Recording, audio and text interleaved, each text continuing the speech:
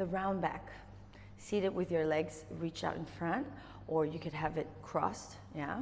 Whatever that does not create too much gripping and tension in your hip flexors. Inhale to prepare. I have like a big ball that I'm hugging in front of me.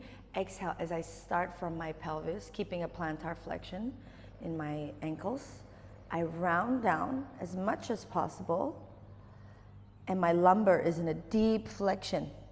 And then I roll forward again to exhale. And I inhale, and I articulate one spine at a time. Back to neutral. Inhale to prepare.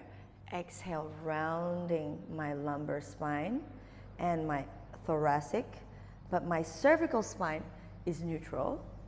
Inhale to prepare, and exhale to round forward and stretch. And inhale to return one spine at a time. One last time. Inhale to prepare. Exhale, roll down. Inhale at the bottom. Exhale, rolling forward. And inhale, articulating your spine back to neutral.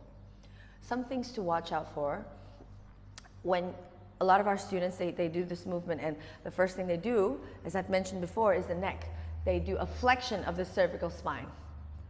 And then they, like somebody punched them in the chest, and they go like this.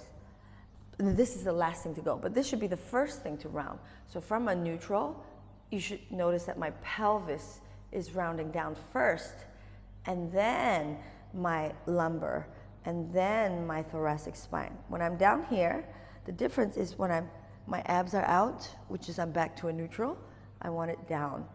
And there's a difference between just rounding down and rounding down all the way without control.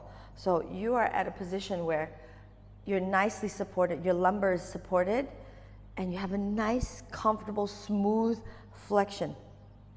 Yeah? And then rounding forward, exhale, stretch, inhale to articulate, back to neutral.